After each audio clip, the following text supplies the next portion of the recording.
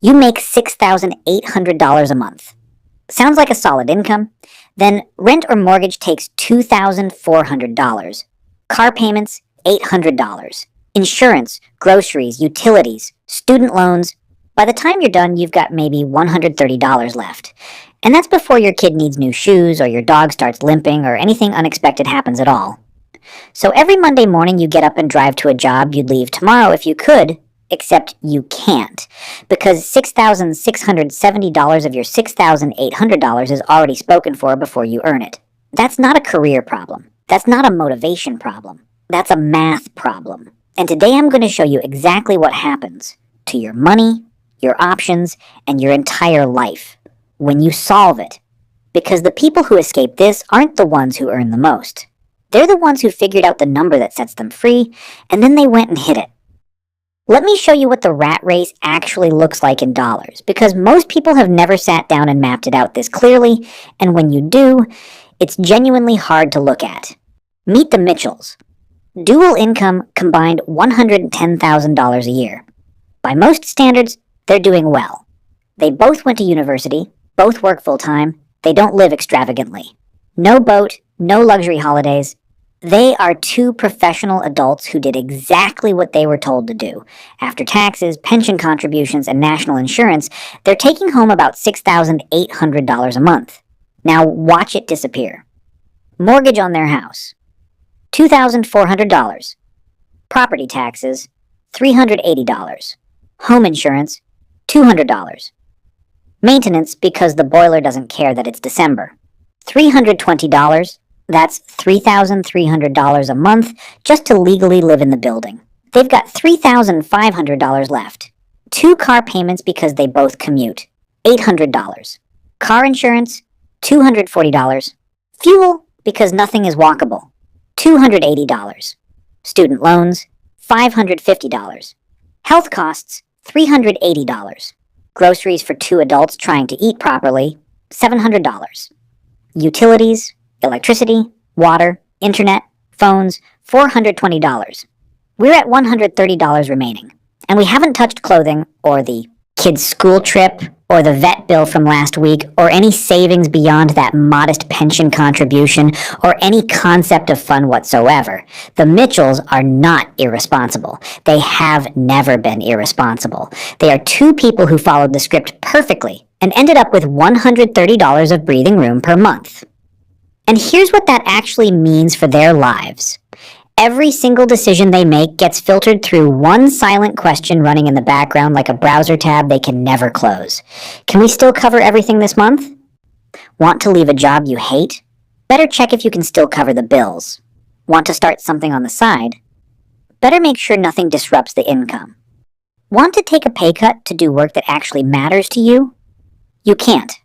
The obligations won't let you. That's the rat race. It's not the job, it's not the commute, it's not your boss, it's the expense floor. It's the total of every mandatory payment you owe every month. And when that number is close to what you earn, you have no options. You go where the money tells you to go. You stay where the money tells you to stay. And you do it for 30 years because the math requires it. Now here's what most people miss. Your income isn't what traps you. Your obligations are. Someone earning $50,000 a year with $1,500 in monthly obligations has more freedom than someone earning $150,000 with $12,000 in monthly obligations. The second person has a nicer house and a better car and a more impressive job title, and they also can't miss a single paycheck without their life starting to unravel. That's not wealth. That's a very well-decorated cage. So the escape isn't about earning more, it's about needing less. And the math of how to do that is more straightforward than most people think. It's just not easy.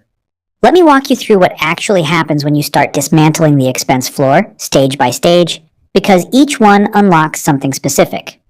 Stage 1, kill the consumer debt. The Mitchells are carrying $800 a month in car payments, $550 in student loans, and let's say $200 in credit card minimums they don't talk about. That's $1,550 a month in consumer debt payments. Almost a quarter of their take-home pay, gone, every month, paying for things that are either depreciating or already consumed. Now, paying this off isn't glamorous. It's 18 to 36 months of throwing every spare dollar at balances, selling the newer car, and buying something ugly that runs, picking up extra shifts, cutting things that hurt to cut. Nobody films a montage of this part because it looks like eating rice and saying no to things for 2 years straight. But here's what happens on the other side. That $1,550 a month comes back. Their breathing room goes from $130 to $1,680, and that changes something fundamental about how they experience their daily life. For the first time in years, an unexpected $400 expense doesn't send them into a spiral. They can absorb a bad month, they stop checking their bank account with dread, the background noise in their heads gets a little quieter. And here's the part that matters for what comes next. That $1,550 is now available to attack the big one. Stage 2. Kill the mortgage. This is where the numbers get genuinely staggering, and I need you to pay attention because what I'm about to show you is the single most important financial calculation most people never run. The Mitchells' mortgage is $2,400 a month on a 30-year loan.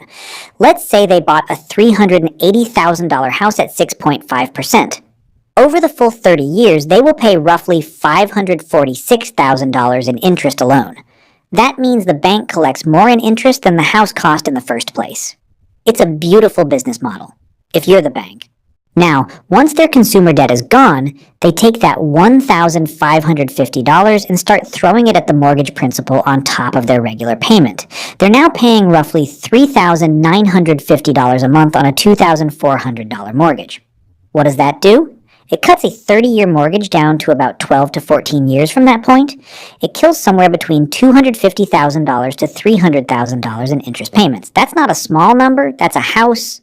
They just saved an entire house worth of money by redirecting cash they were already spending on depreciating assets. Now, some of you are already typing, but if their mortgage rate is below 5%, they're mathematically better off investing that money instead of prepaying. And look, you're not wrong. If you take a $500,000 mortgage at 3% and invest the excess payments in an index fund returning 8% historically, investing wins in about 95% of 30-year windows. The spreadsheet is clear. Here's what the spreadsheet doesn't account for. It assumes you actually invest the difference. Most people don't. They spend it. The mortgage payment was forced discipline. When it becomes discretionary cash, a terrifying percentage of households absorb it into lifestyle inflation within 18 months and have nothing to show for it. It also assumes you have the stomach to watch your portfolio drop 40% in a market crash while you still owe $2,400 a month on a house. That's a fundamentally different experience than watching the same crash from a home you own outright. One scenario is uncomfortable. The other is how people end up making catastrophic financial decisions under pressure. And here's something else. Research shows that carrying debt actually impairs your ability to think clearly about financial decisions. So you've been making the should I invest or pay off the mortgage calculation from a cognitively compromised position, which is a bit like asking someone who hasn't slept in 3 days to navigate a complex map. Above 7% interest, which is most people who bought since 2022, aggressive payoff is a guaranteed return that's hard to beat. Between 4.5% and 7%, it's a genuine judgment call. Below 4.5%, the math favors investing, but only if you'll actually do it and not let it quietly become better restaurants and a nicer car. The real answer isn't a rate, it's knowing yourself. But let's say the Mitchells pay it off. Let's say they get aggressive and kill the mortgage at year 22 instead of year 30. What actually changes? When the mortgage disappears, they don't get the full $2,400 back. Property taxes, insurance, and maintenance still exist. On a $380,000 home, that's roughly $900 a month in ongoing costs. So they freed up about $1,500 a month in real, deployable cash.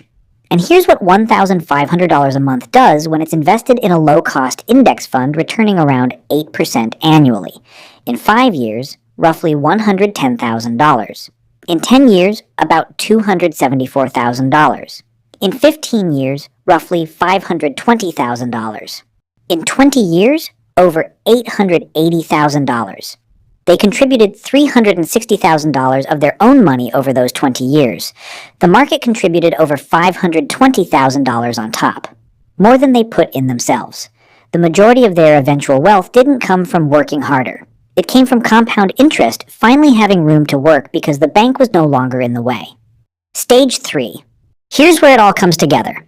Before the debt payoff, the Mitchells needed both incomes running at full capacity every month just to survive. Their expense floor was $6,670. After consumer debt and the mortgage are gone, that floor drops to roughly $2,720. Taxes, insurance, maintenance, groceries, utilities, fuel, health costs. In financial independence terms, there's a simple formula. You need roughly 25 times your annual expenses in invested assets to live off your portfolio. At $6,670 a month, their independence number was $2 million. At $2,720 a month, it's about $816,000. They didn't earn more money. They didn't get a promotion. They didn't launch a tech startup. They just changed what survival costs. And that single change moved the finish line $1.2 million closer. That's not motivational fluff. That is the most important number in personal finance, and almost nobody calculates it. Now here's the part that nobody in personal finance talks about. And once you hear it, you won't be able to unhear it. Every $500 in monthly obligations you carry isn't just $500 a month. To sustain that obligation indefinitely, you need roughly $150,000 in invested assets generating returns to cover it. So that car payment you think costs $400 a month. It's actually $120,000 of your future net worth. That subscription bundle running $150 a month, $45,000. That lifestyle upgrade you justified because you got a raise. Run the number. Multiply the monthly cost by 300. That's what it actually costs you in financial freedom. When you look at your expenses through that lens, every line item on your budget isn't a monthly cost. It's a chunk of your life you're trading for it. And suddenly the question isn't, can I afford $500 a month? It's, is this worth $150,000 of my freedom? Most people have never framed it that way. The Mitchells didn't until they did. And once they saw it, they couldn't unsee it. Every spending decision started running through a different filter. Not, can we afford this? But, what does this cost us in years? So let's go back to the Mitchells at year 22. Mortgage gone. Consumer debt gone. Expense floor sitting at $2,720 a month. On their combined income of $6,800 take home, they now have over $4,000 a month in free cash flow, and this is where their lives start looking completely different from the outside, even though nothing about their income changed. Mrs. Mitchell has been in a management role she's tolerated for 8 years. Stable, good benefits, soul-crushing. There's a position at a smaller company. More interesting work, better hours, $12,000 less per year. 2 years ago, that pay cut would have been impossible. The mortgage wouldn't allow it. Now, $1,000 a month less when you have $4,000 in breathing room is a completely different calculation. She takes it. Mr. Mitchell has been talking about starting a contracting business since 2021. But the risk was never viable when one bad quarter could mean missing the mortgage. Now, their fixed costs are low enough that even if the business earns nothing for 6 months, they don't lose the house. They don't even lose sleep. He starts it. They're not rich. Nothing about their life looks like a finance influencer's Instagram. They drive the same cars. They live in the same house. But they're making decisions based on what they actually want instead of what their obligations require. And that is the thing that changes everything. This is what escaping the rat race actually looks like. It's not quitting your job to travel. It's not passive income on a beach. It's a $2,720 expense floor instead of a $6,670 one. It's the distance between those two numbers. That distance is freedom, and you can measure it in dollars. Now, let me handle the objections because I know they're coming. But you need a high income to pull this off. You really don't. Reducing your expenses by $1,000 a month has the same financial impact as earning an extra $15,000 to $18,000 a year pre-tax, depending on your bracket. And cutting expenses is entirely within your control tomorrow morning, while a $15,000 raise is not. The math actually favors the expense reduction side once you're past a baseline income, because every dollar you cut comes off your independence number permanently, while every dollar you earn gets taxed before you see it. But what about investing instead of paying off the house? We covered this, but let me put it simply.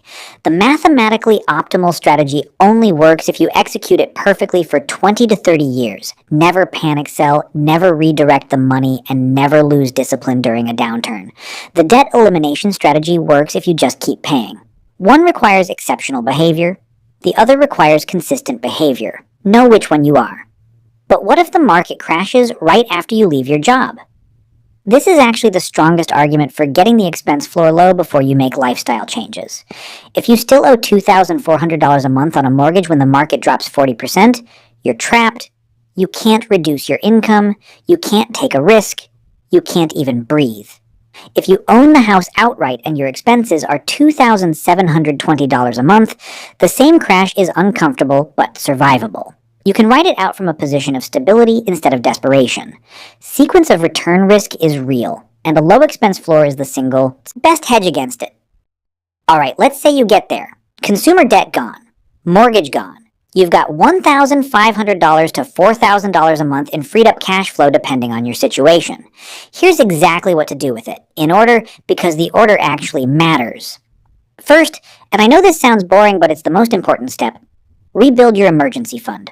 You've been house poor for years. Your reserves are almost certainly thinner than they should be. Get 6 to 12 months of your new, lower expenses in a high-yield savings account before you do anything ambitious. At $2,720 a month in expenses, that's $16,000 to $32,000 in liquid cash. That's your buffer. That's what lets you take risks without the downside being catastrophic. Second, if your employer matches pension or retirement contributions, max that out immediately. If they match 50% up to a certain percentage of your salary, that's a guaranteed 50% return. Nothing else on this list comes close. Third, max out any tax-advantaged retirement accounts available to you. In the US, that's the Roth IRA at $7,000 a year. Money that grows and comes out completely tax-free. Then the 401k up to $23,500. If you have access to a health savings account, fund that too. It's the most tax-efficient account that exists. In the UK, ISAs. In Canada, TFSAs and RRSPs. Whatever your country offers that shields growth from tax, fill it up. Fourth, everything remaining goes into a standard investment account with low-cost, broad-market index funds. Not individual stocks, not crypto, not your cousin's startup. A boring, diversified portfolio that has historically returned 7 to 10% annually and requires almost no attention. If you're deploying $2,000 a month through this system at an average 8% return, here's where you land. 10 years, roughly $365,000. 15 years, roughly $693,000. 20 years, over $1.1 million. Not because you did anything clever, not because you timed the market or picked the right stocks. Because you eliminated the obligations that were eating your income and you gave compound interest the room it needed to do what it was always going to do if you just cleared the path. Let me bring this back to where we started. The Mitchells 5 years after escaping, they're not on a yacht. They're not retired at 40. They still work. But Mrs. Mitchell works at a job she chose because she wanted it, not because the mortgage required it. Mr. Mitchell's business had a rough first year and a decent second year, and at no point did either of them lie awake at night doing that math. Because the math is different now. The background noise is gone. The tab is closed. The rat race was never the job. It was the gap between what you earn and what you owe. Close that gap, not by earning more, but by owing less, and the race ends. Not because you stopped running, because you stopped needing to.